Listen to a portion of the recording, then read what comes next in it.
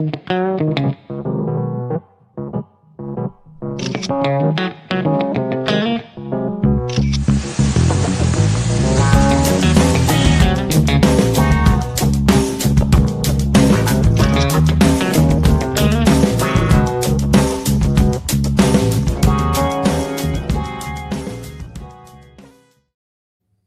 afternoon, Crime Crunchies. Thank you so much for joining me here today. My name is Courtney C. I am your host. I am a 27-year veteran of the media, and I am so happy to be here. Please remember to subscribe, like, comment, share, do a hula hoop, touch your toes. And again, I appreciate you so much for being here tonight. Let's dive right in, everybody. We are going to be talking about the newest, biggest break we've seen in weeks, okay? I don't know quite what it means. Let me share my screen. But it's something, okay? And I am grasping on to anything and everything at this point for Nancy. I am not going to stop watching for Nancy. I refuse to stop hoping and praying for Nancy and being her sounding board. So we have FBI is analyzing the DNA found at Nancy Guthrie's home that's possibly critical to abduction probe report. This is from today, 5:22 p.m. Eastern. So this is hot off the press. The 84-year-old mother of Today Show host Savannah Guthrie is believed to have been taken against her will from her Tucson, Arizona home in the early morning hours of February 1st. That we know. But the FBI is examining DNA evidence recovered from Nancy Guthrie's Arizona home that investigators believe could play a pivotal role in advancing the ongoing abduction probe, according to a new report. Now using more advanced technology to analyze the DNA evidence, federal investigators received the sample in recent days from a private Florida lab that works with the Pima County Sheriff's Department. Sources familiar with the investigation told ABC News in a report published on Thursday, April 16th. The analysis is reportedly aimed at identifying a subject in Nancy's kidnapping. And oh my gosh, I am praying, because my biggest fear was that the DNA that they had was going to be a nothing burger. But apparently the DNA has been sent off to the FBI from the Florida lab. And wow, what if this is the perpetrator? Because there is so many opportunities for DNA to have been shared, even from the slobber, wiping his gloved hand on his forehead after sweating, touching anything, sweat flying, sneezing, coughing, whatever. It could have been, as long as they were in that house, it could be all over the house. We just have been praying that the Keystone cops that went in and were swabbing got the right stuff, did enough, got enough. But just if you're joining us, I am repeating that the FBI is examining DNA evidence recovered from Nancy Guthrie's Arizona home that investigators believe could play a pivotal role in advancing the ongoing abduction probe, according to a new report. Now using more advanced technology to analyze the DNA evidence, federal investigators received the sample in recent days from a private Florida lab that works with the Pima County Sheriff's Department.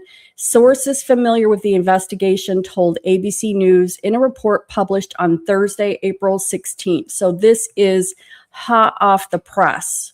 People magazine, and I can only imagine that Brian Enton will be all over this, and with all of his sources, will be able to get us more.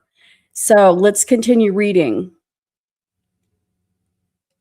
Local and federal authorities have pointed to surveillance footage that appears to show a masked armed person tampering with her doorbell camera that morning. After confirming that blood found on the exterior porch matches Nancy's DNA, investigators have also been examining a mixed DNA sample recovered from her home, authorities have said.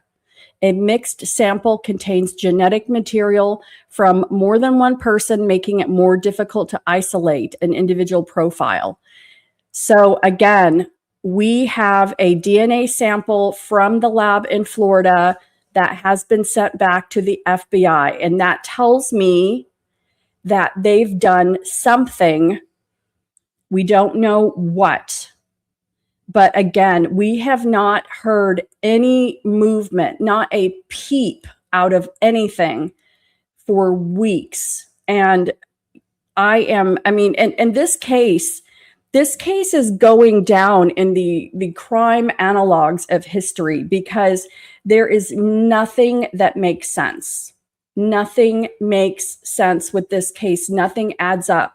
Dr. Gary Burkotto has been stating that as far as statistics of an 84-year-old woman being removed from her home, being abducted, any of those things by somebody that is not a family member or in her inner circle is probably the same ratio percentage of winning the lottery. Okay.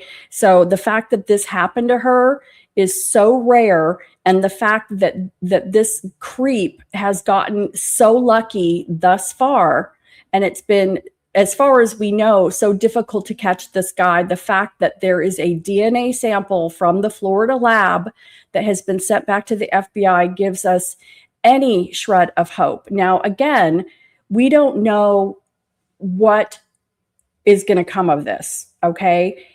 If this is somebody from an international theft ring or somebody who's not in CODIS, they're going to have to do genetic genealogy. But they've done it and they've been successful before. Okay, it can be done.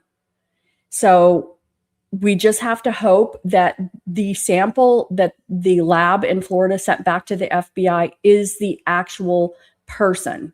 That is what we have to wait and hear from. And again, like I'm hoping that Brian Enton can get with maybe CC Moore or somebody who has connections and can figure this out. So I want to jump into another article about Nancy with some updates. I also am going to be looking at what happens to remains. What I was going to be talking about mostly tonight is what happens to remains in the desert, but also the Caribbean, because we have two vastly different ecosystems where these beautiful women have been lost. Okay.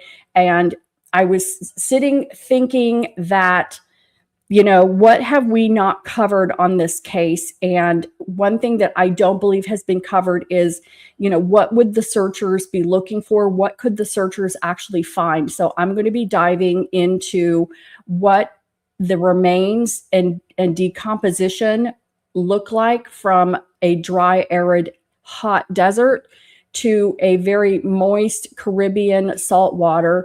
But first, let's go into this story. Let's finish. Looks like I have to watch an ad. Let me do this. These dang ads. These dang ads. Okay, let's watch this because this is Nancy Guthrie, vlogger complaints spark increased patrols in the neighborhood. And I have to think that this is probably... Let me turn the volume off. I have to think that this is probably JLR Investigates because he's probably the only one. Maybe there's some others that I'm not aware of, but he's probably the main person that is still sticking around. But apparently people are getting tired of vloggers being in the neighborhood and they probably just don't feel safe anyway because it is unbelievable. Watch. But it has been... Oh my gosh, hold on. 74 days since 84-year-old Nancy Guthrie, the mom of Today's Show host Savannah Guthrie, seemingly vanished from her Tucson home. And over the last few days, neighbors have seen this increase in police presence in the neighborhood. But according to authorities, no one should be getting their hopes up just yet. Why? Because it's not because of a new break in the case or any new leads as to what may have happened to Nancy. Here's what the Pima County Sheriff's Office told USA Today about the increased patrols earlier today. Quote, the sheriff recently told residents in the Guthrie neighborhood during a meeting that there have been increased patrols in the area in response to complaints about streamers and citizen journalists possibly trespassing. Now, the more frequent patrols are reportedly not just happening by Nancy's home, but also near the home of Annie Guthrie and her husband, Tommaso. But is this increase in patrols really out there to keep residents safe from rogue vloggers? News Nation's senior producer, Allison Weiner, says there is likely more to that story. Allison has spent her career covering some of the biggest crime stories in the country, including on the ground in Tucson after the disappearance of Nancy Guthrie with Brian Enton. She's also the author, see it right here, the book Murder in the Media, behind the scenes of 4 high-profile murders. Joins me live now. Thank you so much for coming on. Great work out there. Thank you. You say the sheriff is potentially covering his tracks. What do you mean by that? I just think that it's kind of late for this, but he's trying to have to do something to appease the neighbors, I believe, because there's somebody out there that kidnapped Nancy Guthrie. They haven't found out who it is. And I'm sure there are concerns. I know there are concerns because I've spoken to the neighbors about the fact that this person hasn't been caught. Could they offend again? Could they kidnap somebody else? This is an area of retirees, a lot of women, elderly women living by themselves. We spoke to some of them. I mean, there are younger people there too, but for the most part, you know, this is something that's still concerning the neighborhood. So he's got to pretend like that he's, at this point, not pretend, he has to send out these things to show that he is still keeping the neighborhood safe. What to me it looks like, though, I have to tell you, Jesse, is he's like, what did they say? He's closing the barn door after the horses were out. I mean, maybe he should have had this kind of coverage right after Nancy was abducted instead of not securing that area. Can we focus on that a bit? Because it's your opinion, perhaps the sheriff didn't utilize the media in the way that he should have in this kind of missing persons case. What do you mean by that? Well, I've covered a lot of cases, and generally they will come out and they will use the media to help find somebody who's missing by giving us pertinent details, and not details that would impair the investigation, and not secret things, but things like whatever they possibly could. Be on the lookout.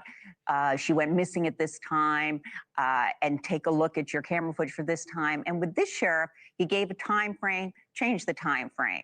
He said he had a cause. He said at first it was a kidnapping. We later found out that their earlier belief was that she had wandered off, and they wasted a lot of time on that theory, despite the Guthrie family telling them that Mrs. Guthrie didn't have dementia issues and wouldn't have wandered off because she wasn't ambulatory and couldn't have wandered off. So the information was given to the media. It made people that were watching begin to doubt what we were reporting. We were saying what the sheriff was saying. He was doing interviews where he told one, journalist this and another journalist that, and it's a problem. And I know you and Brian are going to stay on top of the story, however it develops. You mentioned covering a lot of cases. So if we go to your book for a second, one of the cases that you covered, I covered it back in the day too, Holly Bobo. So this 20-year-old woman abducted in 2011, last seen alive by her brother. It took until 2017 to get the conviction of a man named Zach Adams. As we're talking about potential problems in investigations, what went wrong in that case? And obviously people can read it in the book. Well, it's kind of a similar situation. A lot of the focus, I mean, not similar in terms of who they're focusing on, because we're not aware at this point. They don't have a suspect, but there were a lot of mistakes made by the investigators. Holly Bobo had a phone on her when she was taken into the woods, and that phone was still transmitting, and they put in paperwork to try to follow the phone, get the pings from the phone, even back then, and they did it wrong. So they missed critical time while Holly Bobo was being taken out of that area. And it was an area where there was only really one road to get out, and you'd have to know the area to get out. Then there was also the focus on her brother, who had been home at the time. They were told repeatedly he took lie detector tests, but even up until Holly's body was found, which was 3 years later, they had wiretapped the phones. They'd gotten a wiretap. They were still focused on that brother who had nothing to do with her disappearance and suffered a lot from the scrutiny and the constant questioning. And it's all there in the book. But those are the things I didn't report about. As somebody who's in true crime, I am looking forward to reading this, because I also understand you talk about Robert Blake as well. Yeah. I haven't talked about Robert Blake in a while. Listen, again, I really Okay, so they're going to finish this segment up. But again, this is just talking about how there's neighbors are complaining. Sheriff Nanos is putting some patrols in the neighborhood and, you know, making it look like he's doing something. And just a reminder, Chris Nanos is supposed to be coming back in front of the supervisory board by the 18th, which is over the weekend, but probably early next week. He's going to be going under oath and answering questions. So we're not done yet with Mr. I have a 6-pack Nanos. But if you're just joining us now, I just want to reiterate the FBI has the sample from the Florida lab that we don't know what it is, but we know that at least a sample of DNA has been given to the FBI from the Florida lab. And again, this is the first tiny bit of hope that we've had in, I mean, it's probably been over a month. I'm guessing well over a month and a half. We have not had any break in anything. So we just have to all hope and pray. And I say this every time, and I'm dead serious. Every night I go to sleep and I just hope that something happens and the next day we get some good news about the lovely, beautiful Nancy, who right now is everybody's mother or grandmother. So, all right. So I want to talk about, we're going to be talking about Lynette and Brian Hooker at the second half of this segment, but I want to talk about what happens when a body is put in a arid desert location and is left. Okay, let me make this a little bit bigger. So a desert environment. This is not just hot. It's a dehydration machine. And so I am doing an analysis into what happens to a body in a hot desert environment. And then we're going to be looking at a Caribbean wet saltwater environment for Miss Lynette Hooker, but there's actually some updates on Lynette Hooker that I'm going to talk about again after this segment. So in a desert, you know, what can the searchers find as of right now? On April 16th, as somebody came across, let's learn and see what's happened. So it isn't just hot, it's a dehydration machine. And we're looking at Tucson. Extreme daytime heat, often 90 degrees to 110 degrees Fahrenheit or more, very low humidity, intense sun exposure, scavenger-rich ecosystem, insects, birds, coyotes, cats, cougars, mountain lions is what I should say, not cougars, but mountain lions. That combo turns decomposition into a race between decay and drying. And if you have not lived in the desert, not only are there coyotes and mountain lions, but you'll get javelina pigs as well that come into the city. And I mean, I've had coyotes and mountain lions walking on my back fence. The block fences, they're there. So what happens to a body, the early stage of somebody putting a body in a desert, in the first 24 to 72 hours, the body begins normal decomposition. Autolysis and bacteria activity, not going to pretend I know what that is, but heat accelerates everything. Insects, especially blowflies, arrive fast, sometimes within minutes. Ew. Eggs hatch quickly due to high temperature. Sorry, this is getting kind of icky. In Tucson conditions, this stage moves faster than in cooler climates. Active decomp. Days 2 through 7, rapid tissue breakdown, strong odor. I'm not going to say what those are, but there's just bugs. 1 to 3 weeks, we get into mummification. The heat plus dry air pull moisture out of tissues. Skin can harden and darken. Parts of the body may mummify rather than fully decompose. Advanced stage, weeks to month, soft tissue continues to disappear. Scavengers may scatter. Sun bleaching can whiten bones. So at this point, weeks to months, there's probably just white bones. So there's no single stopwatch of how long it takes, but really skeletonation can begin in weeks, but may take months. And variables, if they're in shade versus direct sun, can change the skeletal time. Burial versus surface exposure. Clothing can lengthen the period to skeletonization. Animal activity and rain, but probably not a big help. Now, I just want to point out that if the sheriff had taken advantage of the Cajun Navy or Texas EchoSearch in early February when this first happened and they found it, they would have a lot more to actually find than they do at this point. So after 2 months, what might remain? Many soft tissues are likely gone, especially if the body was fully exposed. Some areas may still have dried, mummified tissue. Joints may begin separating naturally. Scattered remains will move bones away, and remains may be spread over a wide area. Clothing can persist much longer than tissue. Items like shoes, jewelry, or accessories may still be present. We believe that she was only in her pajamas. Fabric may be torn, weathered, or partially buried by wind and dust. Clothing is often critical for identification. Sun and environmental effects, bones may begin to bleach and crack. Wind may partially cover or uncover remains over time. If located in a wash, a dry creek, occasional water flow could shift items around. And then insect evidence. Again, shade versus direct sun, burial, terrain, animal activity, and weather patterns. So if we want to look at Lynette, because this is categorically different, the Caribbean. So what would they be finding in the Caribbean? The water is warm, salty, oxygen-rich water filled with life. Water temps are typically 75 to 85 degrees. Salt accelerates certain breakdown, constant motion from currents and tides, and then marine life. So the initial stage, the hours to the days, the body will typically sink first, okay? Decomposition begins internally, just like on land.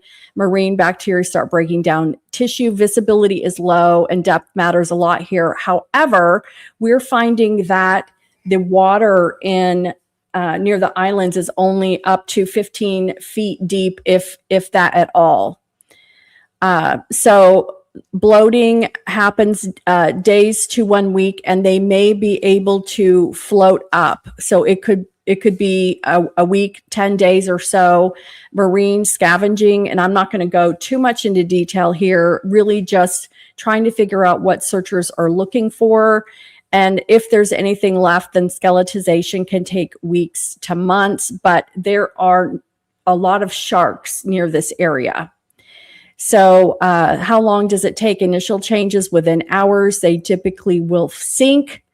They will come back up 3 to 7 days, I'd say 3 to 10 days. Scavenging can happen soon. Skeletonization can begin pretty quickly. So that is pretty much it. If anybody is interested in what happens to, these folks and what investigators are going to be looking for. And again, I'm repeating this a few times because we have people coming in and out.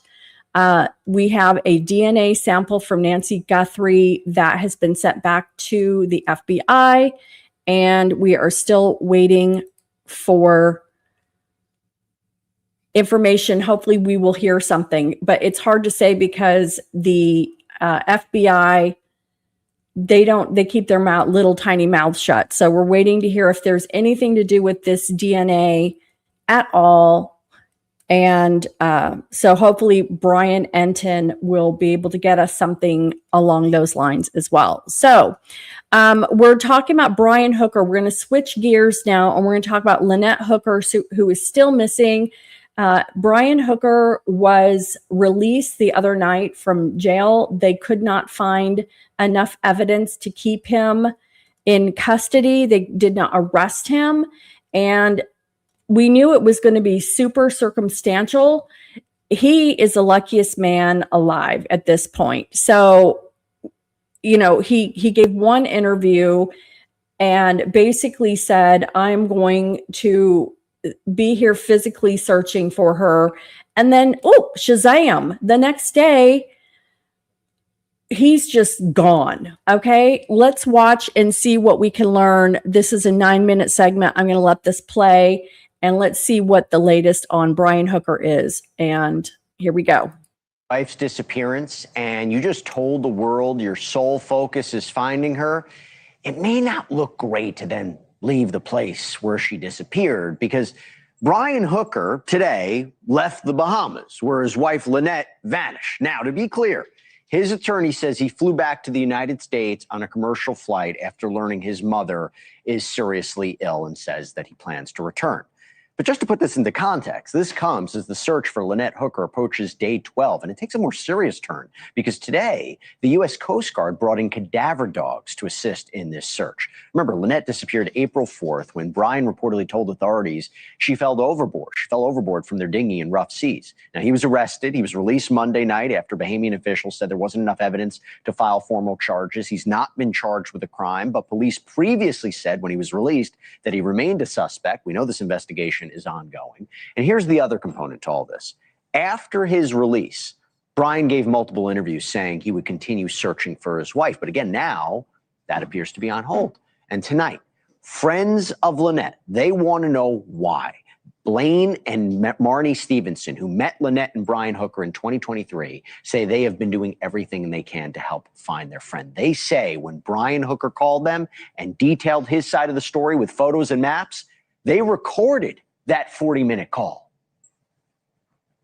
She basically just bounced off the dinghy in the middle of a little blow, like 20-some knot winds that popped up, and on a half-mile maybe trip back to the dinghy, and single thing failed. Every single thing. We weren't wearing life jackets. The Stevensons say they then called Bahamian police, the U.S. Coast Guard, Crime Stoppers to share what they learned. They got little response, according to them. So what did they do? They went to the public, posted the recorded call, shared photos and text messages with the media, including this message that Lynette apparently sent Marnie in 2024, seemingly sharing her anxiety about being at sea with Brian, writing, "It was real bad. I can't be out there with him." Now, the Stevensons say they are not giving up. They have serious questions about Brian Hooker's actions since her disappearance. And Marnie and Blaine Stevenson join me now live from their boat in St. Martin to give their opinions, their takes on all of this. Thank you both so much for coming on. Blaine, I'm going to start with you. You have a message for Brian Hooker. What is it? Yeah, Brian, I know, was a former Marine. He was a union leader. He was a staunch person of the people on fighting for the people's right to protest and stand up in any political climate. And I'm asking him to be that person right now. He's been making decisions. He said that the night was a cascade of failures, and I'm not going to backseat quarterback him on that one. But what I will say is since that moment, he needs to step up and be that person he is. We still don't know what she was wearing that night. Yep. When we have people walking beaches and looking for things, we don't know what size shoe she was wearing, what color shoe she was wearing.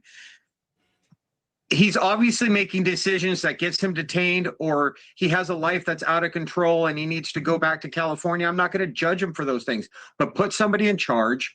Give us the information we need to find Lynette while you can't do it. So, Marnie, let me talk about that a little bit. What was your reaction to Brian leaving the Bahamas today? Because if I just said, look, his sole focus is finding Lynette, and then he leaves, people would say, wait, what? But you heard his attorney say his mother's ill, plans to come back. Your reaction? Again, kind of like what Blaine touched on, in that accidents and emergencies happen. We can't control if something is going on with his mom, but the fact that he is leaving and not giving anybody information about how to continue searching for her, it's disgusting. I can't even put it into words, because I just can't fathom that this could even be a response from somebody who says that he'll do anything to find his wife, but he can't even put somebody else in charge or give anybody any information about what they're looking for. Blaine, what did you make of the several interviews that he did yesterday? Because one argument could be, look, there's been a lot said about him. He's trying to explain the narrative, trying to give his perspective. I see this happen in a number of cases before. What was your view, your perspective on him doing these interviews? There is no narrative. There is no nothing. It's finding Lynette. If you've got 3 minutes to talk to the news, and I respect the fact he doesn't like talking to the news and he feels like he has to. I don't want to talk to the news right now. You put me in this situation. The truth of the matter is you had 3 minutes to explain to the news what they were looking for. You had 3 minutes to give every detail you could so everybody on that island could help find Lynette. And you spent 3 minutes saying me, me, me, me, me. Let's talk about Lynette. Where, when, why? What was she wearing? Did she have her glasses on? Did it have a band on it? What are we looking for on the beaches, Brian? Marnie, look, friends, family, they've come forward with these claims of a turbulent marriage, these allegations of Brian being violent towards Lynette. You shared the text messages that Lynette apparently sent you in 2024. I mentioned before that indicate this apparent anxiety. Obviously, if you want to talk about what he said in the interviews, but also I'm just generally curious, what was your impression of Brian? Did you ever worry for Lynette's safety? To be perfectly honest, those text messages happened very early on in our friendship. And she didn't go into a whole lot of detail. So at that time, I didn't really press her as also a victim of domestic violence. I know the more you pressure somebody, the more you can shut them down also. So I kind of just let her roll, let her vent. They wound up back together after that. And when we were in like physical contact with them, hanging out in person, when they got back together, they were sober. So I didn't witness anything that was concerning to me at the time. But then once the allegations started coming out, it was like, oh, yeah, remember those text messages from way back in 2024? And it's kind of like, okay, it all makes sense now. Can either of you explain, we played a portion of that call, what that conversation was like? That conversation at the time was honestly, our friend was telling us about the worst night of his life. And he's tired. I imagine he hasn't slept. I imagine that he's feeling guilt, horror, everything that you could imagine if you lost your wife. We recorded that conversation because we were going to sit here with charts and we were going to help him. At the end of the recording, we talked about starting a WhatsApp group, getting a hold of local boaters, putting a pin up on NFL, doing the things we can to get everybody involved. We understand that as Americans, when we go over to Bahamas and we leave this pile of poo on their deck, they don't have all the resources, but we could get the community involved. He knows about community outreach. He knows about the power of the people. That's been his message since I've met him. Every Facebook post he's put out is along those messages. And it's the one thing he's refused to do is get the community involved. He talked about boaters that were after the fact that came to his boat and said, hey, what can we do to help? And he's like, oh, well, there's really nothing to do. Wow. And that's not helpful. That's Wow. not getting the word out there. Obviously those people came to him and wanted to help. And there's been no action on any of that on his part. Well, listen, Blaine and Marnie, I appreciate you coming on and sharing your views on this and sharing your opinions on this. And I know it's not easy, and we're thinking about you guys. We're hoping that Lynette is found safe and that there is a resolution to this. But appreciate it. I know people are following this and trying to help as much as they can. There's a lot of attention being brought to it. But again, I know it's not easy talking about this, but I do appreciate you both coming on. Thank you. Thank you for watching. Subscribe below. So couple problems with what we just heard. Sounds like consciousness of guilt. If you know that somebody can be found and somebody is lost and people come to you and ask to help, you are rallying the troops. Okay. You are rallying the troops, and you are not just sending people away. But if you know where she is, or you know what happened, and you know that there's no chance that she's going to be found alive somewhere, or you don't want people to find her, which is probably the real thing. If you don't want people to find her, consciousness of guilt, and you're going to not be helpful. Okay. You're just not going to be helpful. So what we're looking at here are images that Brian sent to the couple that we just saw in that news segment on News Nation. Okay. So Aunt Pat's, this might be kind of hard to see. I'm not sure if I can make this a little bit bigger. All right, we'll just kind of look at the general area. So there is Aunt Pat's is where the boat was anchored. Okay, between Aunt Pat's Bay and this little outcropping here, and Ashley Banfield actually went down to the Bahamas, and I'm super jealous because what a good excuse to go down to the Bahamas, especially she's in the north where it's been cold. So Ashley Banfield is down in the Bahamas, and she actually took a boat and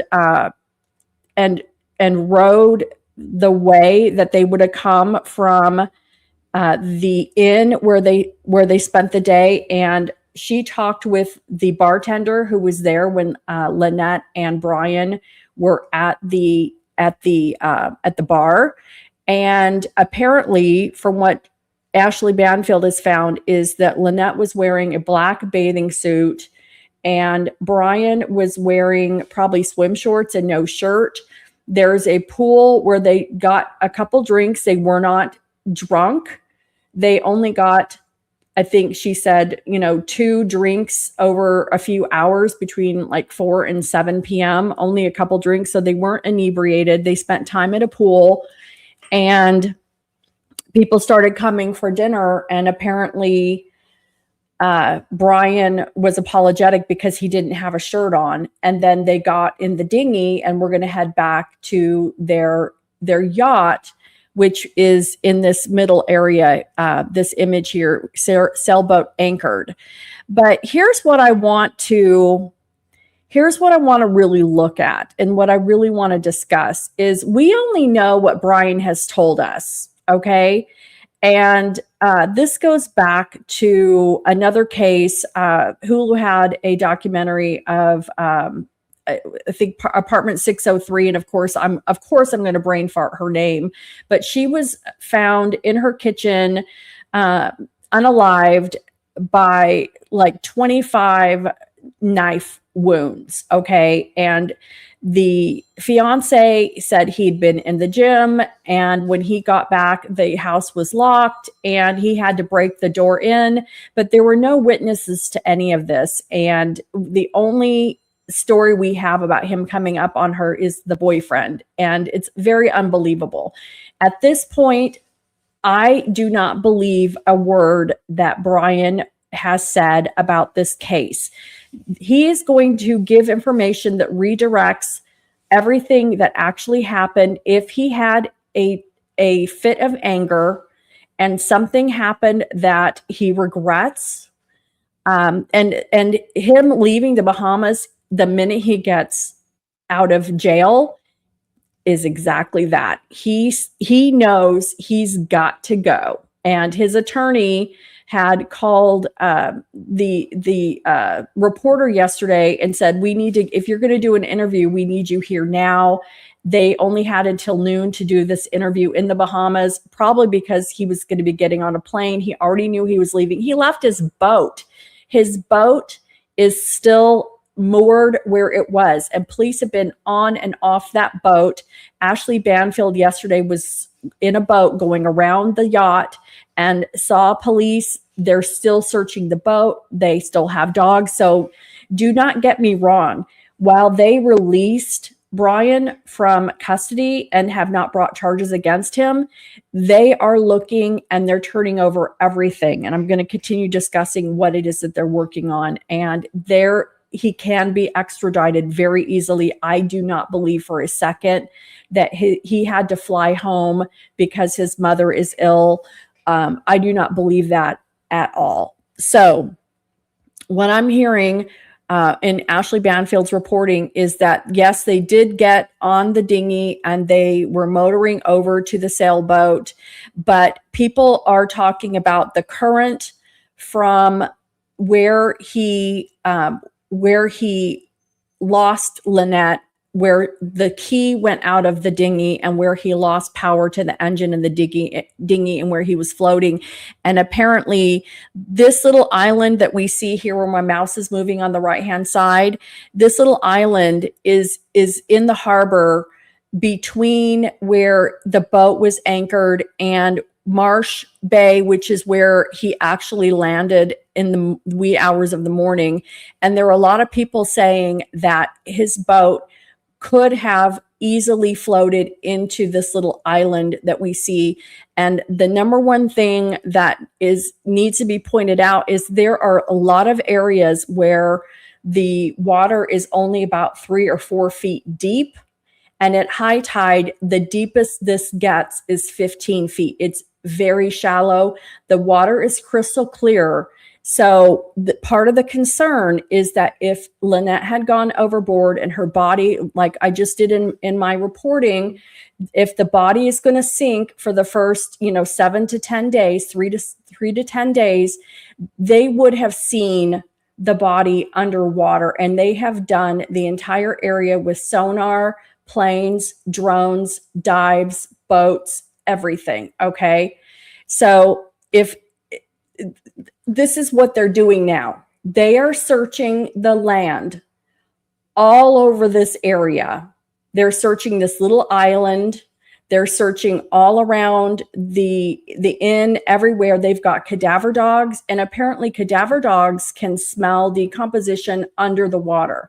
Apparently, as the body decomposes, gases come up in bubbles and release at the surface. And these dogs, part of their training is water decomposition sourcing. So the dogs are probably on boats, and they're probably just tooling around and letting the dogs do their thing. But it is very hot. It's very humid down there. So, they're going to be at the mercy of what the dogs are able to do.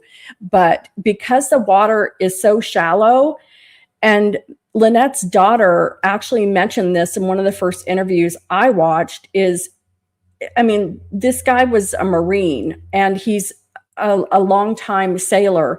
If she fell out of the boat, he could have dropped anchor, and he could have, gotten the life vest and gone after her. Where are the oars? There's some story about a broken oar.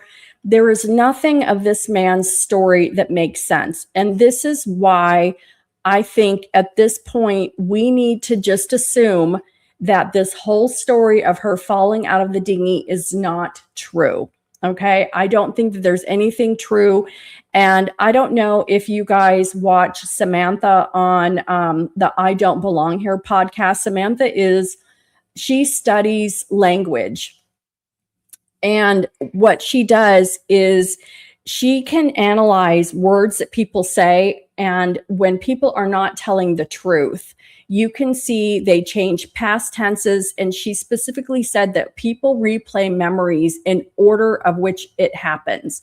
Our brains are like a computer, but it's not like we can our brains don't work in like if you're thinking like a figure 8, okay, where it loops around and goes in different directions. Our brains only work we go in order of our memories. So when he's telling a memory, and one of the interviews that Samantha was watching, he's all over the place and he's giving too much information, and it is not making sense what he's saying.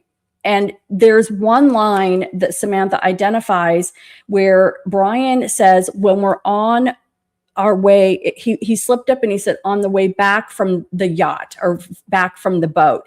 And what Samantha is thinking from analyzing one of his interviews, and this is, of course, without a whole bunch of information and background and whatnot, Samantha is thinking from analyzing his interview is that they were on the boat. they maybe got back to the boat, something could have happened on the boat. And then he had to hurry up and figure out what to do with her. And because they could not find her remains in the water, they're thinking that maybe he's buried her somewhere, and he had all night to configure some story. Supposedly he lit flares off. Did anybody see flares? There are other boats moored in the area. Okay, so did anybody witness flares going off?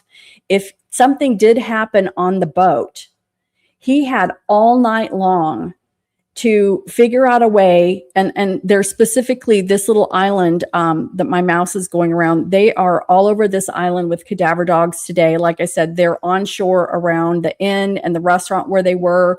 They're probably searching over on Marsh Bay as well, but they are now looking on land because I think that they believe that she was not put in the water. Hey, Ronald, you are my superstar.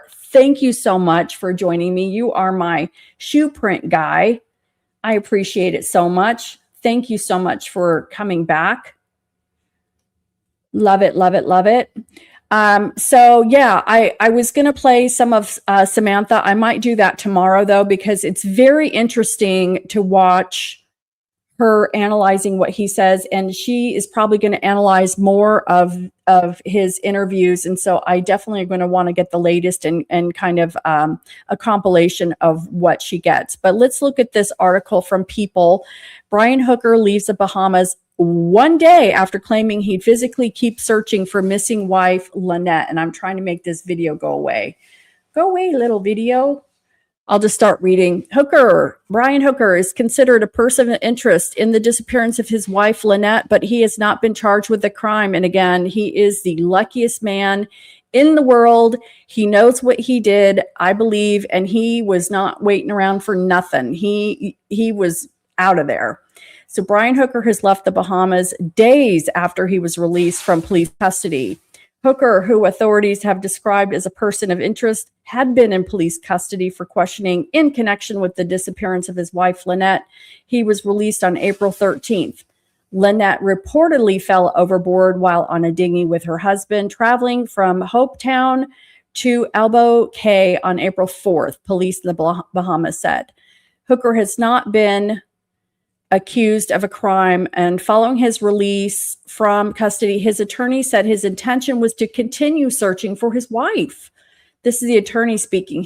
Mr. Hooker's primary focus remains the search for his wife of 25 years. His attorney, Terrell A. Butler, said in an April 14th statement, he is dedicating his full emotional and physical energy toward coordinating with relevant parties to find her. On Wednesday, April 15th, Butler confirmed that her client had left the Bahamas. What? To visit his mother, who is ill. And it's unclear. Isn't that shocking? And apparently his mother has maybe, and I'm just going off what I've heard, but kidney issues, and which is awful, but it's chronic. It isn't anything like he's in the hospital. Carly Aylesworth, Lynette's daughter and Hooker's stepdaughter, tells People she is in the Bahamas. She just got there and had thought Hooker would remain there at least to see her and say hello and maybe explain why her mother is missing. Aylesworth says she has not spoken to Hooker since his release from police custody. Hooker, through Butler, categorically and unequivocally denies any wrongdoing. So, let's see, what does Ronald say? A Marine Corps man couldn't save his wife that bounced out of a tiny raft in very, very shallow, crystal clear water. Yes.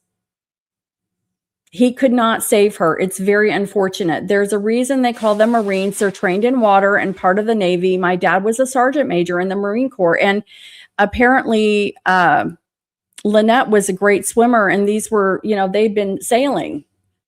And he threw her a life raft, or a life jacket.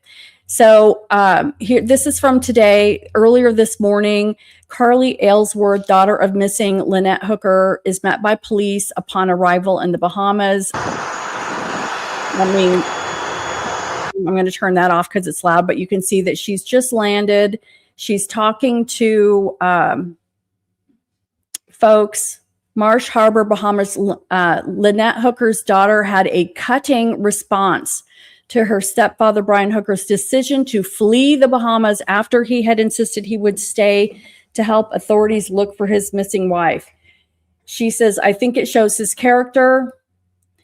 He somehow lost my mom at sea and cries on camera saying he'll never stop searching, then leaves the next day. Oh my gosh. It just does not look good. Ellsworth also told CBS that her longtime stepfather's sudden departure shows he's not much of a man of his word. That's to put it nicely. And here she is flying in. I don't know if that's her husband, her partner, or what, but and her boyfriend, Aylesworth, 28, and her boyfriend arrived in the tiny island town of Marsh Harbor on Thursday to search for her mother. So she is having to pay out of her pocket to come and search for her mother. He's there and he's bailed. And we just watched the segment of the friends that are yachting as well, saying that people have come up and offered to help, and he's just like, well, there's nothing anyone can do, I guess. Oh, we're just there. So the daughter continues, my sole concern is to find out what happened to my mother and make sure a full and complete investigation is performed into her disappearance. Ellsworth and her boyfriend, Steve Hansen, were seen speaking to a uniformed police officer after arriving at the small airport about 100 miles north of Nassau before being whisked off in a white taxi van. Another family told the Post Ellsworth looked visibly distraught upon learning that Hooker, whom the daughter has known since she was just 4 years old, was leaving the Bahamas on Wednesday. It was a clear reversal of his vow to stay and find his wife of 25 years, who he said was swept off their dinghy in rough water. It's like tiny, it's like swimming water. That just pissed her off real bad, the relative said. Hooker was released from Bahamian police custody after no charges were brought against him by Monday evening, though authorities say the investigation is ongoing. Oh, it's ongoing. These guys I wish that we had the guys in Bahama working for Nancy Guthrie. If we had the people in the Bahamas that are searching for Lynette Hooker in Pima County, I bet you anything we'd have found Nancy a long time ago, because these people are not quitting. There is no quit in the Bahamian police force. They are still on the boat. He's gone. He's in California. His boat is still there. You think he's coming back to the Bahamas? No, this is a face of a man who knows he needs to put this place in his rearview mirror as fast as possible. And if he, was sincerely crying during his interviews, it's probably only because he is probably horrified at how far things got out of hand the other day. He has a history of having real anger issues. And I'm going to be fair in reporting that both he and Lynette had drinking issues. I'm going to be fair in my reporting that they both got physical with each other, okay? Neither of these parties was innocent, okay? I think she even was arrested for hitting him in the face, and he had a bloody nose, and the cops were called, and she went to the clink. I guess he dropped charges against her, but they both have a history of getting physical with each other. Men being physically abused is a real thing. Okay. They're both guilty. But he has said that he wishes in the past that he wished that he'd just thrown her off, or, I'm paraphrasing. I don't know exactly what the text said, but he has made verbal threats about her life before. And, he has had choking situations with his own child that they went to court for. So there is actual documentation. The child that he did this to many years ago does not, I guess, have a relationship with him anymore. So his temper has really affected him, and he's choked his child. He's, I guess, choked Lynette, supposedly. So what are really the odds that she really just bounced out of a dinghy, you know? Again, the way that he's discovered or he's discussed what happened, he really gives way too much information and details that are of like a convincing matter, instead of sharing information to try to tell people what happened so they could go and help and look. It's like he's sharing that she bounced out of the dinghy because of the waves, and he threw the life jacket at her and, you know, was trying to paddle. And then he thought, oh, well, she's just going to swim back to the boat. I mean, just the crazy, crazy story. So regardless, at this point, they are looking on land for Miss Lynette. And yes, so I'm sure Samantha at I Don't Belong Here is going to do some more analysis of, you know, what he's saying. And I'm going to watch that. And I'll probably play a lot of her analysis tomorrow because I'm going to be following up on this. But I see people are joining us. And I do want to, the main story tonight, regardless of all of these updates with Brian and Lynette Hooker, which is, again, very unfortunate and ongoing, is the good news. The first news we've had in Nancy Guthrie in, I'm feeling, at least 6 weeks, is the DNA evidence that was at the Florida lab has been sent back to the FBI. We don't know yet what this means,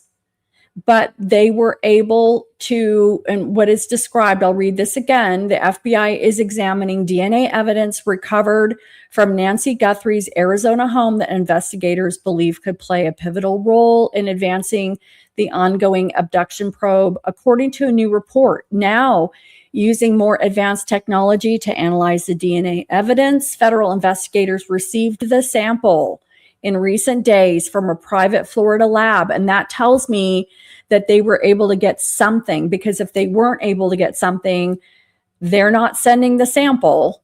And if they're sending them the sample, maybe they were able to isolate a profile, and maybe this means that they can put it in Quantico, and Quantico can do what they need to do with it. Federal investigators received the sample in recent days from a private Florida lab that works with the Pima County Sheriff's Department. Sources familiar with the investigation told ABC News in a report published on Thursday, April 16th. The analysis is reportedly aimed at identifying a suspect in Nancy's kidnapping. After confirming that blood found on the exterior porch matches Nancy's DNA, investigators have also been examining a mixed DNA sample recovered from her home. So, were they able to isolate one profile? That is what we are all hoping for. We need to get something. Like I said, if we could get the Bahamian Police Department, after they're done successfully finding Lynette Hooker, can we send them over to Tucson?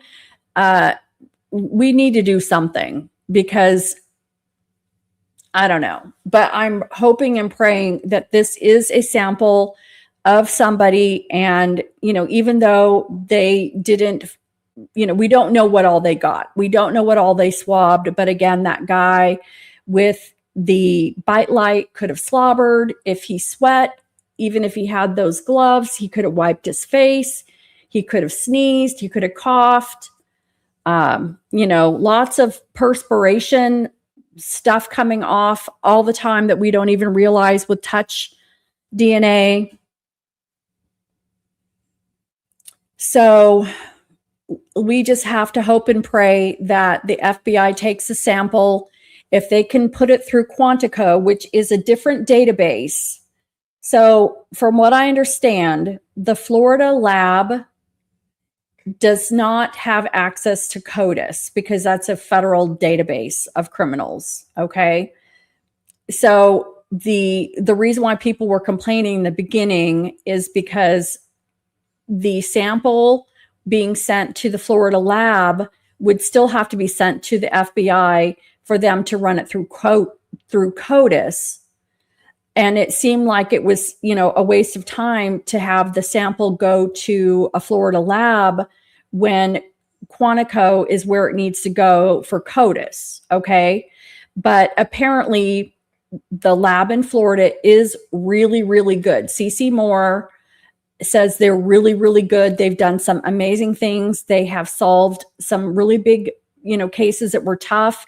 The science in DNA is fast tracked big time, and there was some sort of a test that isn't available now that was going to take a year to take this complex sample that they were going to need. And word on the street, CC Moore said, is that they probably fast tracked that. And what that tells me is when a business is laying out their tech, they budget and they scope out projects, and then they take their budget and then they lay out the calendar of when they're going to do, different tech projects.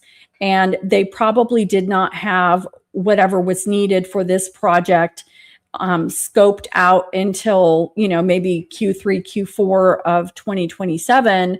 Well, because of this case, we think that they fast tracked the tech and moved it up in their budget and their calendar year to now to get this done. And that's fantastic, because how many more cases can now be solved if they did fast track whatever science is needed?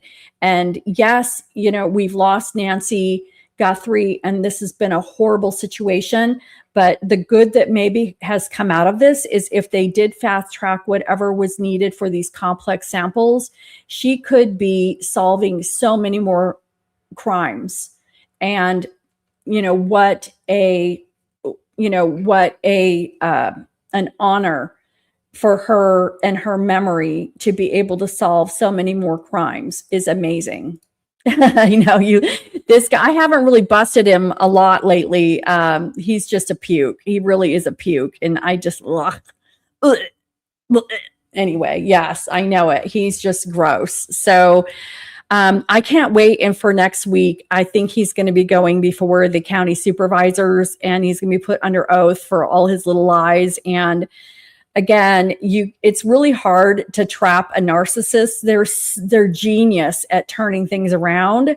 And oh my God, the way they can weasel their way out of having to take any accountability is truly a gift. That these guys are nuts. But we'll see what he does next week. I'm sure he is not sweating it. This guy, these type of people, like this weekend, a normal person knowing that they are going to go before the county supervisors and the entire world is going to be watching, knowing that he lied on his resume and lied in interviews to get this job that he has. He's an elected official.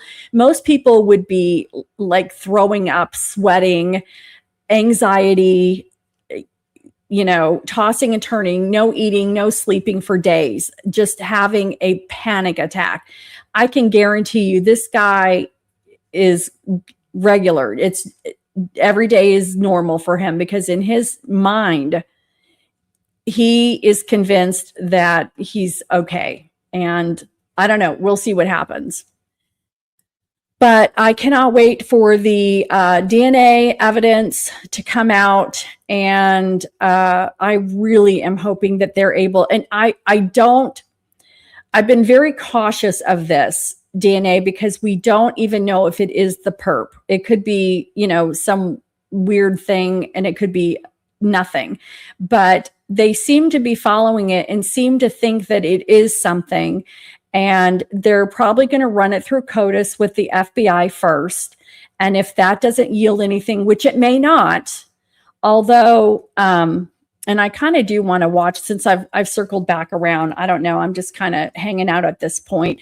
Brian Enton did a really good interview with Dr. Gary Brocado, which is fabulous. And he had Dr. Brocado on. And I got to stop looking at the screen. And this person he feels is somebody who is probably known by the police.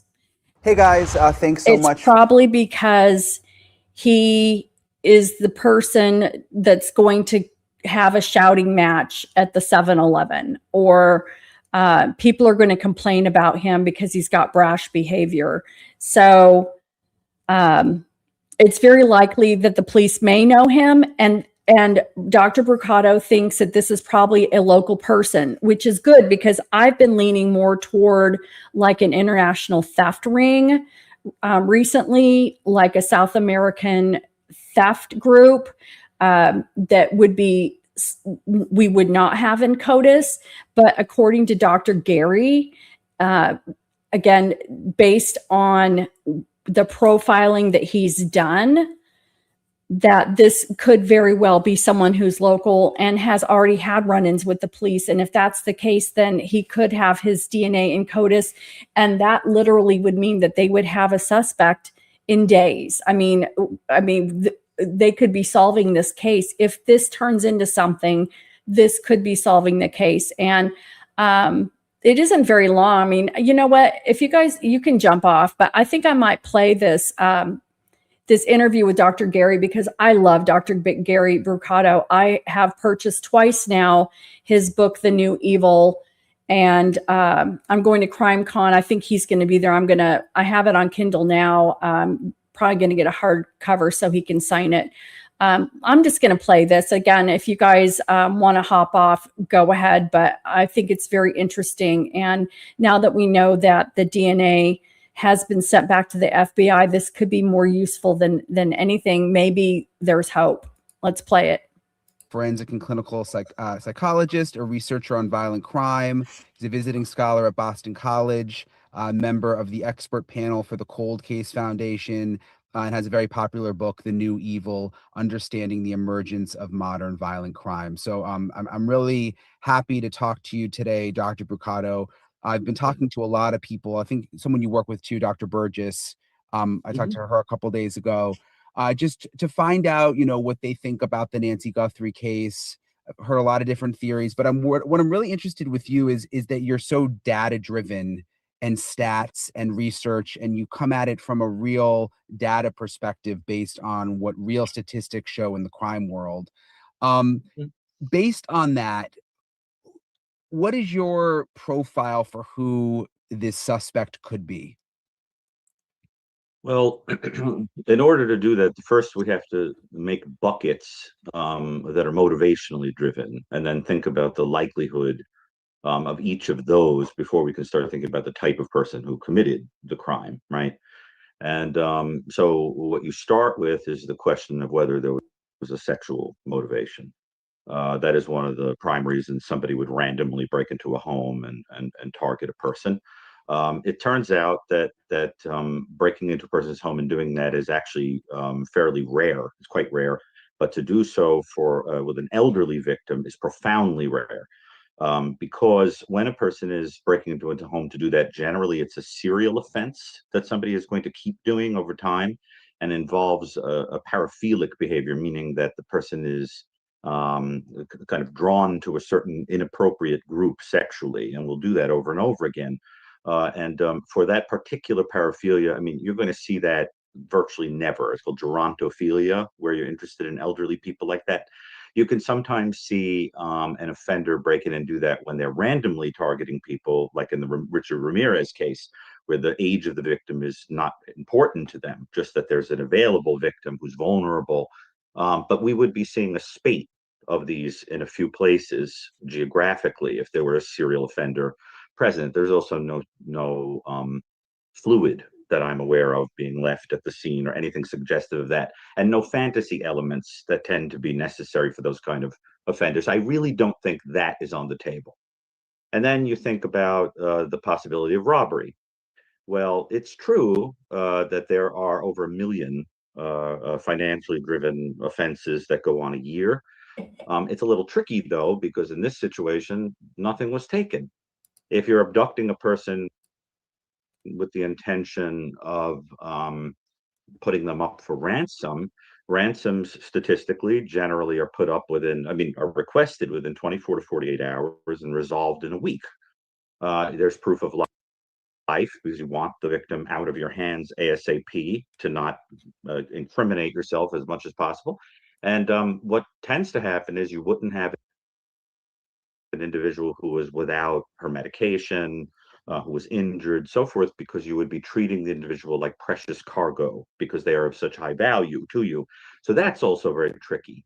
And then you start thinking about the possibility of just abduction, for generally, there are only about 350 abductions in the country a year, and they are almost all children. Very unusual for it to be an older person. And one of the most important things to bear in mind is that in those situations, it is usually someone who knows you. Now, let's say this is actually a homicide. Up to 92%, according to some reports, up to 92% of people who are killed in the United States know their killer in some way. The estimates are between 76 and 92%, according to the various literature I've read. So you think about that and you say, okay, so this person who did this probably has some passing relationship, at least, with this victim. And that matches some of the comfort level, potentially spending quite a lot of time in the house and things like that we see on the screen. Now, if you take all of that information and you put it alongside what we're glimpsing on the camera, what I was very struck by, and I know that Mary Ellen O'Toole, for example, the prominent profiler, has made the same point. A lot of what we're seeing is somebody who is way too cool under pressure, looks not even flinching under pressure. And that kind of person that we see, when we see that, we start thinking about a person who probably has some psychopathic character structure, because even somebody who is frequently committing crime, who isn't psychopathic, is going to look a little nervous. They're going to do some things that show physiological evidence of being a little scared of getting caught. This person took time to conceal his identity and to not leave traces, but clearly is unafraid. The reason that's extremely important is because when we're dealing with somebody with that kind of character structure, the probability is very high that the person has had a long history of either inappropriate behavior that people would remember or criminal behavior. So that the individual that is on the camera looks to me like somebody who may very well have come into contact with law enforcement previously. We want and him so to. There are two things I would be doing, because I really believe this person is local because of the comfort level, and I know many experts agree with that. And you put these two things together and you start thinking, okay, we should be talking to prisoners and people in jail and the demi-monde, of the area. And we should also be talking to people in the area who may remember having a kind of nasty run-in with a person, a grudge-holding kind of nasty person. Hey guys, this message is sponsored by Raycon. We're going to skip I actually this. have their essential open earbuds and I love them. They just go around the top of your ear. Now, finally, what I'll say is that if this is a financially driven offense, what the statistics and my experience come together to suggest to me is that there's one of two scenarios that occurred here. Either a person or persons went in to kill this victim and made an attempt to stage an abduction, or, and this is more likely based on the numbers and my experience, went in to abduct her for financial reasons, and it went south. Everything went haywire, and there was the need to eliminate the victim. Now, I will also tell you, and I want to be very sensitive about how I say this, my statistics also tell me that if she is deceased, there is a very low chance that she will ever be located intact. Yeah. Offenders of this type are going to eliminate every trace of the individual, either by placing them in a deserted area where animals can eliminate the remains, or by burning or dismemberment or something like that. The idea being that in 2026, offenders are just a little too aware of how easy it is to get caught if there is some piece of somebody left. Now, again, it's very heartbreaking for me to say that, but I just think based on the numbers, I do need to say that. Finally, what I'll say is that if there is more than one person involved, and I strongly suspect there is, what I am inclined to think is that the person we're seeing on the camera, as I've said in a few places, is sort of like the waiter, and behind the scenes, there's some sort of chef. The person on the screen does not come across as particularly adept at what he is doing. He's comfortable, but makes a lot of foolish, amateurish mistakes. I mean, as simple as not wearing your holster correctly and in a way that could be very dangerous. The firearm not matching the holster, the flowers and the camera getting caught on camera. Walmart, So I think that Wrangler. person is a not particularly bright, but willing to do horrible things type. That might have been asked to participate in this by some more scheming individual behind the curtain. And if I'm right about that, the more scheming person behind the curtain is going to be somebody who is living a little bit more of a double life. The type of person who would superficially look even pro-social or kind to the victim, but who has a reason to want to eliminate them. Do I think that the person who did this knew the victim? Yes, I do. 92%, as I said, of people who are killed, and it does look like that may have happened here, do know the person who did it in some way. So to put this all together, I'm thinking at least one male, probably a group of people collaborating, one more openly at least, and perhaps somebody behind the curtain or party behind the curtain, probably financially driven, probably was an attempt to abduct that went south, or an outright homicide, and in either case, probably some kind of financial motivation underlying it. Gosh, you gave me a lot to think about there. It's so interesting. Statistically, are there stats about just gonna let how this often play. something like this is solved? Because that's one of the big questions now. I mean, it's been more than 2 months. Do the statistics tell us whether there's a likelihood this will be solved or will go unsolved? Well, it's a little tricky because remember that the statistics require that you know who did it in order to determine those details, those motivational details. So we don't wind up with data on, those features of unsolved cases necessarily. But what I can tell you from experience is that because people have a tendency to think of these cases like a TV show, they think that there should be a rapid, 30 minutes and it's all solved kind of thing. But the reality is they can take a very long time, particularly when you're relying upon something like a blend of DNA that's going to have to be meticulously teased apart. That to establish a profile where you've got mixed DNA could take something even like a year, take a long time. And then you're probably going to use genealogical And this was yesterday data. before My the sense is that the way this might get before we solved got this is report some today. combination About the DNA. of genealogical data from DNA, which is a common technique these days, and then also trying to catch whoever door guy is, who I think is probably going to lead to the center of the spider web. So that individual could be told, look, you can make a deal here, and maybe it'll lessen your sentence, or these people don't care about you, they'll throw you under the bus, that kind of thing. But I think that once they identify one person in what is probably a group, because it's very hard to do this alone or to even understand why you would, it's going to lead probably to the center of a circle. Do I think it'll get solved? I actually do, but I think it's going to take some time, and I am of the opinion that people behind the scenes are holding close to the vest some information, because I think that just too much is out there, and I think they don't want to compromise it. But my sense is they must have some lead. And if statistically 92% of cases like this are normally committed by someone who knows the victim, I would think, yes. yeah, that would help investigators, right? Because they at least have some roadmap.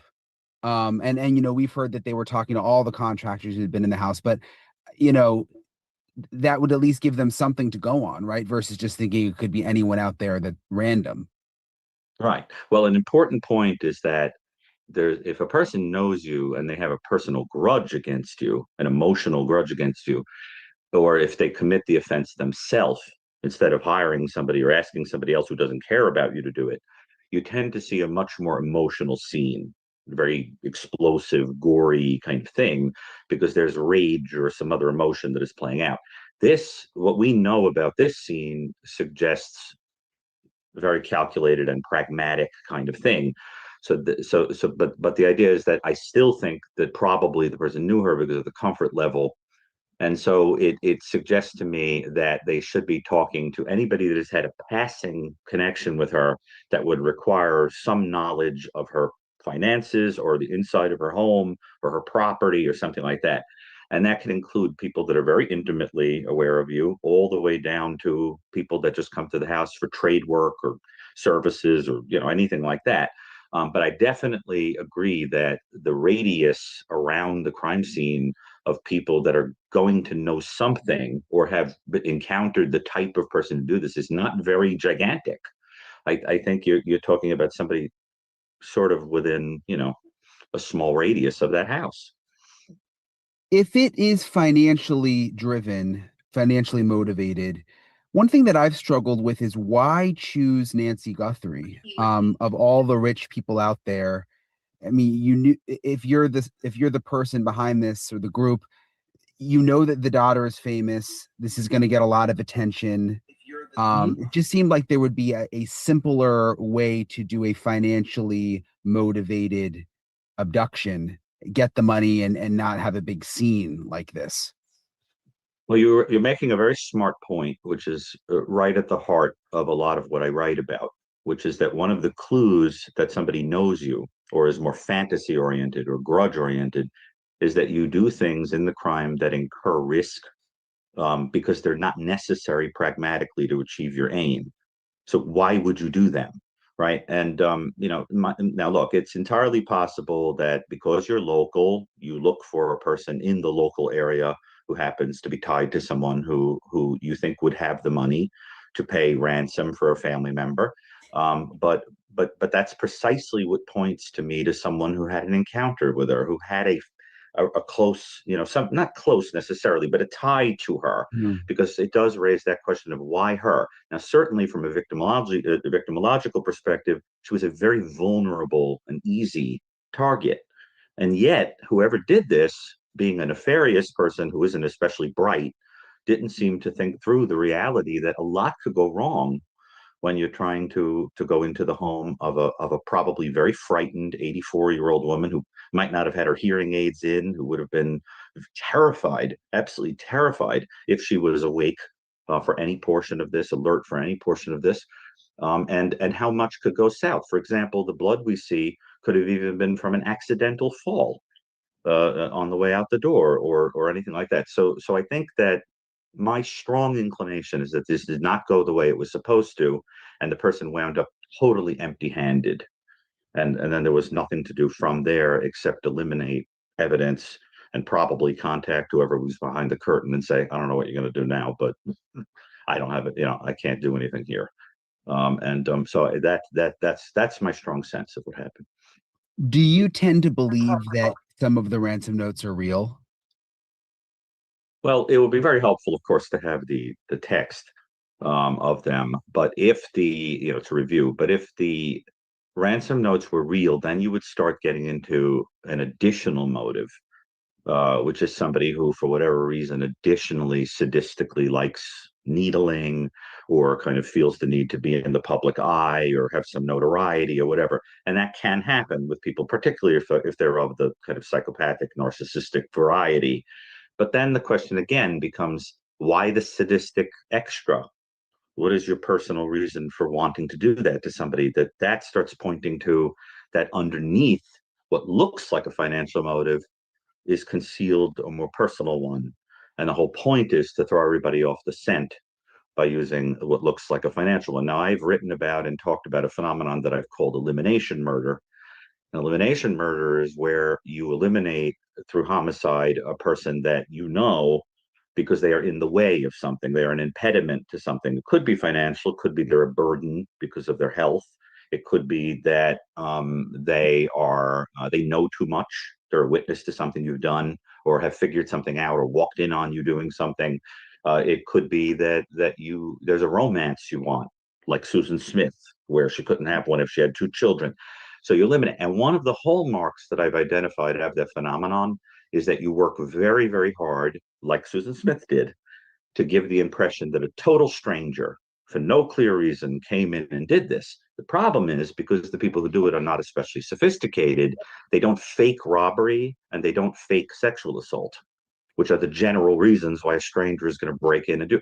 And sometimes that suggests to me, this is somebody who knows you in some way, even if it's in a passing way, but they don't want attention drawn to them. So they utilize a hired person, or they make it look like something else. And that's something I think we have to think about here as a possibility. But superficially speaking, the most likely motivation is somebody wanted money and messed up. And had some connection to her. Yes, I think that the probability is just, especially if she's deceased. Once this becomes a homicide, you know, whether you intended it or not, the probability is just too enormous based on the statistics that you knew her. When you're looking at a crime or murder or an abduction, and you're looking at the statistics and you're saying to yourself, okay, 92% of the time it's someone who knew the person, you're looking at all the different statistics, but then there's still that 8% that this is just the fluke and this is something crazy. Yep. Right. In your mind, when you're researching these kinds of things, when do you allow yourself to go, okay, maybe this is the fluke? Maybe this is something, or do you just say, look, the statistics are normally right. We got to go by probabilities and we got to stick with what we know. Well, I think it's more like you wouldn't waste a lot of time and resources on the improbable, but the improbable does occur. I mean, I am aware of cases that are so outrageous that they're just unprecedented in the annals of crime, you know. But chances are, you know, this is eventually going to fall under, you know, there's nothing new under the sun. Because I mean, what are the chances? I mean, very low. If you were a betting person, it wouldn't be a very wise thing to think that this is going to turn out to be some, you know, totally improbable thing. The issue is that we're missing data. Once we find out what the premise is, all of this is going to look logical. All this strange because there's so many anomalies. And you know, but if you know the premise, it starts to make sense. I use the same approach when I work with people, for example, who have psychotic disorders. Their behavior can look super disorganized, but once I know the premise of what they believe or what they're hearing or seeing, then all of that behavior starts to make logical sense. You just have to take the time to find out the premise upon which it's based.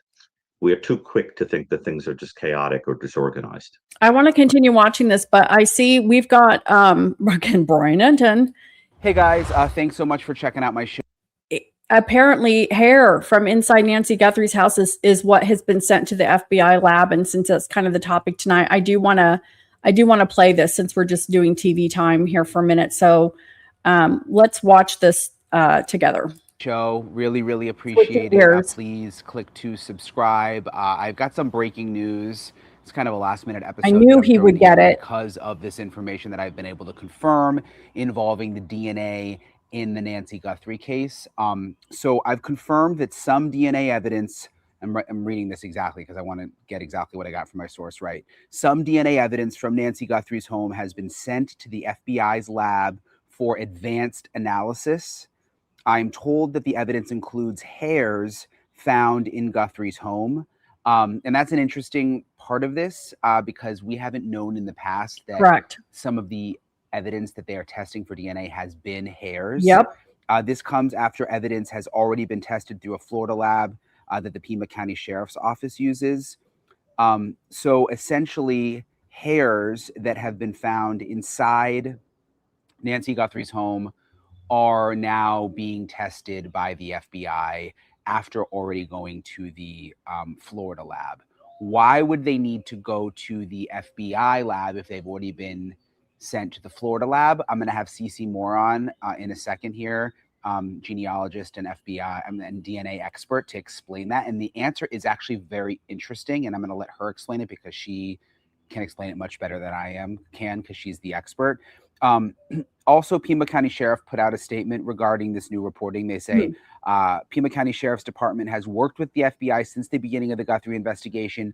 This is not new information. The private lab we utilize in Florida continues to share information with the FBI lab and other partner labs across the country. DNA analysis remains ongoing. And when they say other partner labs across the country, this is because, remember, they've been having issues with some of the DNA that is mixed. And to separate it out can be a complicated process.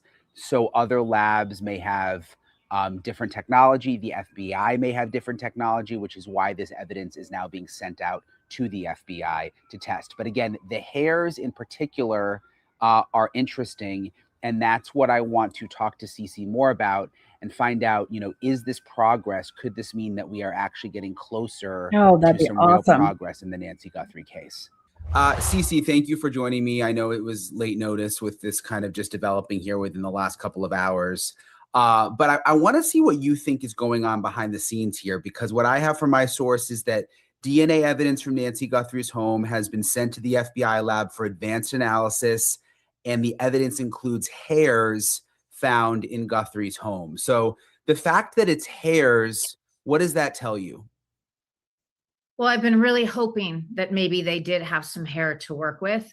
Because of the more recent advancements in the field, hair absolutely can make the case solvable. So I'm really excited. And the fact that they sent it to the FBI is interesting to me because they don't have the technology to extract snips from rootless hair. And I am assuming it's rootless hair, because if it had a root, it would be really quite straightforward. And the lab in Florida would have already done that.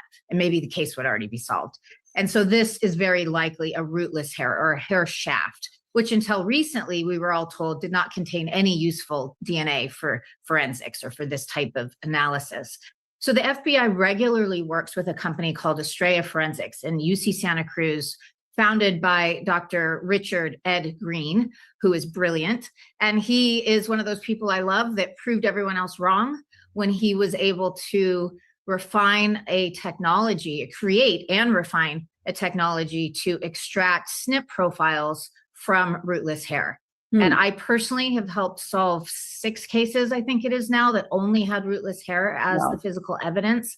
And there are many, many more that have been solved and are in the process of being solved. So it opens up many thousands of cases for being able to finally be solved that don't have any other type of DNA evidence.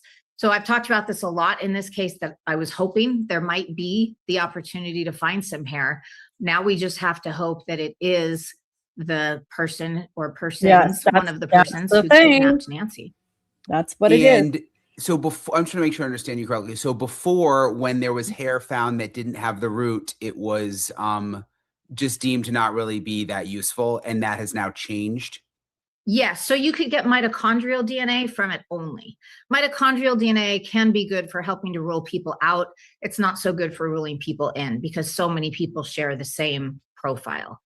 And so it was kept in many of these cases, fortunately, but not analyzed, because there wasn't really anything to do with it genetically. Now, they might have looked at it to see if it was consistent with a suspect's hair or the victim's hair, for instance, but not any type of DNA analysis. So that's changed dramatically over the last couple of years or few years with Dr. Ed Green's innovation and his great team over at Estrella. And the FBI is regularly using them. They used them in the Gilgo Beach murder case.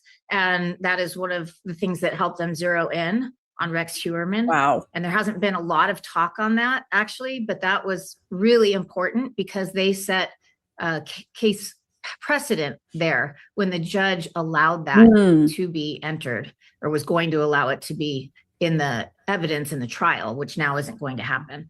So it's something that the FBI would have known immediately was very valuable.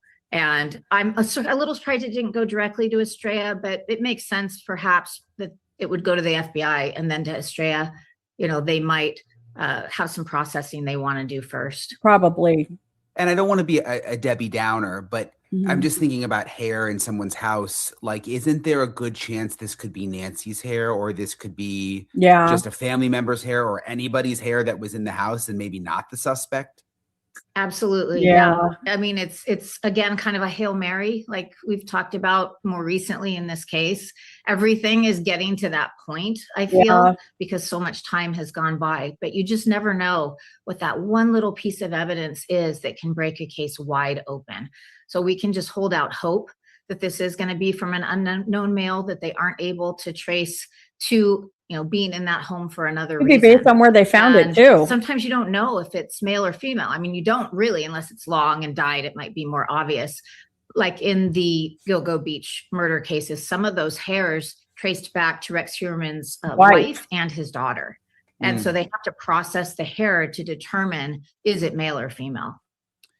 Do they always send the items like the hair around to the different labs, or are they just sending the data that's already been collected? They would have to actually send the physical hair to Estrella because they are the ones that have that capability to extract that DNA from the hair shaft. Now, this is something I know that DNA Labs International has been working on for a long time as well. I have not yet seen any successful cases from rootless hair in their coming out of their lab, though. But it may be something that they are hoping to be able to do in this case. I just saw them at a conference. I know they're working very hard on working with hair shafts, not only for SNPs, but for STRs. They mentioned that during one of the presentations this week. Now that would be a huge breakthrough if you can extract STRs, because that is that court admissible standard law enforcement profile that has been used for many, many years, for decades. And that has yet to be accomplished. And so that is something that I heard this week that many labs are working toward right now. Is it possible that, I'm just trying to think, because we only have like vague information about what's going on. Is it possible that this is not rootless hair, that this is DNA from regular hair, and they're trying to do genetic genealogy, and that's why that would go to the FBI? That doesn't really make sense to me, because if it had a root, that's a very standard type of analysis. It would not be mixed. It would be a single source profile from that root. And I don't see a reason they wouldn't have already started genetic genealogy through DNA Labs International. They have their own program to do that. If there had been a hair found with root that traced back to an unknown male in that home, I suspect this case would already be solved. So that leads me to believe it's much more likely it's a rootless hair. Otherwise, it just would have stayed in that lab in Florida. And remember, they said that there was DNA that was mixed from inside the home. That I think is different. Challenges that they were having. How does that fit into this new piece of information? Because like you said, if they have hairs, that's not mixed, right? Yeah. Right. It might be contaminated and they have to clean it. And we see that a lot with rootless hair, because oftentimes it does have contamination, but it's only on the outside. So they're able to clean that and get past that to the DNA of the person who had that hair on their head. So the mixed sample would just be a completely different sample. Okay. So this is what I've been talking about a lot, was the hope that they had dozens or hundreds of other pieces of evidence that they were processing, or maybe went back and found after the first DNA collection, because that mixed sample is going to take some time, clearly, based on what we've heard. And so I was hopeful there might be something else that would pop up in this case that could be a faster way of identifying this person. So I think these are two completely separate things. Okay, so these are different items that they found, the hair and then something else that's mixed. Right, and that's more likely going to be something like transfer DNA, maybe a doorknob, or maybe a bed sheet, something like that in her bedding. You wouldn't think there'd be a lot of mix there, but you never know, does she do her own laundry? Does she have a house cleaner? That type of thing. And so I'm more hopeful about this. If they really do have a rootless hair and it is from that kidnapper, then this is going to be the piece of information that will solve the case. Does rootless hair take a long time to analyze? Generally, it does. Yeah. My experience is it can take a number of months. I'm sure they would push this to the top of the priority list because it's still a hot case versus many of the cases we're using rootless hair on that are, decades old. And so hopefully it will be quicker than my experience has been with it, but it can take many, many months. And sometimes it takes multiple tries. The first couple times they just don't get anything, or they don't get a viable profile or enough of the SNPs out of it. And they have to keep trying, and eventually they're able to do that. Who decides, like when we hear, okay, it went to Florida labs, now it's going to go to FBI, it might go to a couple of different labs too. Like is that the law enforcement agency making that decision? Let's Yeah, it would typically be PEMA, but once the FBI becomes involved, things can really change. And so it depends who is in charge of this piece of evidence. If it's the FBI, I think it's very likely it will go to Estrella because they work with them so successfully and so often. If it is up to Pima County, it may go back to DNA Labs International to try to extract that SNP profile from the rootless hair. And maybe even they're working on trying to get an STR profile out of it. But overall, this to you is positive? It's really exciting, actually. I mean, I don't want to get everyone's hopes up too much because we've hit so many we brick got walls here. down. But it's the first positive thing I've heard for a while. So let's just keep all our fingers crossed that this isn't from a known visitor to her home or one of the family members or Nancy herself. And it really could help. I don't think it's from Nancy. They could tell the difference in the hair. And this is just my last question. This might be a stupid question, but like, does the color of the hair matter? Like, if they see that it was Nancy's color, does that come into play? Well, I think the FBI may be looking at that before they invest in the rootless hair technology, because it is still new and very expensive. And I'm sure they're willing to spend money on this case, but they don't want to just throw it away. If it turns out to be Nancy's hair, they will have wasted thousands and thousands of dollars and time on that. And so I think it should be pretty obvious if it's her hair. We know what her hair looked like. We know the color. If there's gray if it's brown and gray, look, in her length, then it may not be short and useful. And but black, if it's a completely different color and length, then I think blonde they very well short, will, like the may likely hair. Move forward and invest in that analysis and the time to get that done. Well, thank you, Cece, for hopping on here so quickly.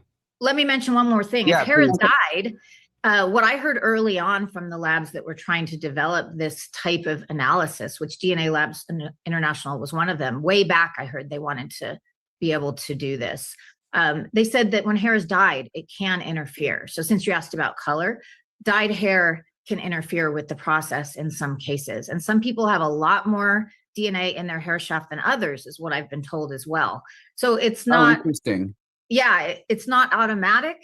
DNA Labs International very early on, I think way back in 2019, told me they were testing hair from different people in their lab, and they were so surprised they weren't able to necessarily predict whose would be the most DNA rich. So I don't know if that's because that was early techniques and things have now been refined, but it was interesting to learn about. I mean, it's really exciting when we see these innovations and we see these possibilities opening up that didn't exist before. So to make sure I understand you correctly, rootless hair, it's not all the same. I mean, like one could have more DNA on it than another. If someone had dyed their hair, it's in it. Yeah, it's in it. The chemical process can damage the DNA apparently. But like I said, I was told that a few years ago. It's possible they have now dealt with that challenge and got beyond it. I haven't heard what Estrella thinks about that and how they're dealing with it. But there definitely are some hair samples that are more challenging to extract that DNA profile from than others. So we just have to keep our fingers crossed and wish them luck and hope this finally brings her home. Great. Thank you, Cece. All right. Well, that is really good news. So what I'm thinking also is all right, so if it's hair, we know now that it's hair. I'm going to guess that this is hair probably found in a specific place in the home that would align with where this creep was at the house, in the front door where we know for sure that they were, the back door where the flower pots had the door open. They must have an idea. And again, like in the Rex Huerman case, there was hair, and he had in his planning document, he was very specific about making sure that hair was not transferred to the victims of the Gilgo Beach victims. But they found hair in more than one of the bodies that they dug up that was tied to either Asa or their daughter, Victoria. And they probably knew immediately that it wasn't the victim or Rex's, because they have clearly either red or strawberry blonde hair, and it's straight and it's long. And with the tape, even in the vehicle, when a woman gets in a car I mean, or our hair is just from brushing it. It can be on our clothes, on our shoulders, or whatever. And that's probably how it transferred to the bodies, and he missed it. He missed a single strand of hair. And so these people who, you know, went in and were collecting, most likely were able to see if it's a short, because we know it was a dude who was in the video. So he probably had shorter hair. It could be a beard hair or a mustache hair that's not Nancy's. And they probably know ahead of time. We just have to hope it's not a family member. But keep in mind, they do have the DNA of the family member. This is not a shoo-in. It's not a shoo-in, but this sounds a heck of a lot more hopeful than even the mixed, complicated sample that they have that they're trying to dissect into a single profile. So who knew, who had on their bingo card for 2026 that we were going to learn this much about DNA collection and analysis? I have no idea. And some of the words that we've learned in 2026 that were not on our bingo card, what? Signal sniffer, Wi-Fi jammer, the signal sniffer is definitely the one that I had never, ever heard of before. So, oh my gosh. I am very hopeful. I don't want to get too excited, but I don't know. We needed something. It's been so long since we've had anything hopeful, and we just have to think that this could be going in the right direction. And yes, hair is a big deal. Absolutely. And even if this guy isn't in CODIS, it's definitely going to get them down the genealogical genetic road. Absolutely. Thanks so much, Ronald. You are just like the #1 super fan. I really appreciate it. You've been hanging out. It's probably my longest live I've ever done, but it's just so much stuff.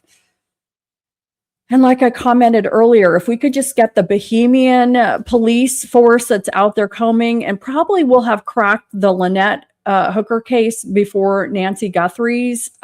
We need to get them over in Pima County. So anyway, I think I'm going to, regarding Brian Hooker, I think I'm going to show the I Don't Belong Here analysis that Samantha does of Brian Hooker tomorrow. I think I'm going to plan on doing that because it's very interesting to see how she breaks down the different interviews that Brian Hooker has given. And I think that is actually matching what we're seeing the police in the Bahamas doing right now as far as them searching on land. I honestly believe that the scenario that he's given about what happened to Lynette on the board, it's all the boat, it's all circumstantial. It's all based solely on what he has said. I don't think what happened is anywhere near what he says has happened. And I think it's probably the exact opposite of what happened to Lynette Hooker. So I'm going to go down that path tomorrow. I'm excited for this weekend. I'm going to have a lot more time to come on more regularly. And again, I thank you so much. I am a young channel. The algorithm fights me every day, trying to just stay consistent. I am going to be at CrimeCon. I'm so excited to be there. Please remember to subscribe and like. That is really going to help me get up in the algorithm. I appreciate any help you guys can give. I'm excited to continue with more live content. I am going to sign off for tonight, but until the next time, I will see you then, and I will catch you on the flip side. Have a good night.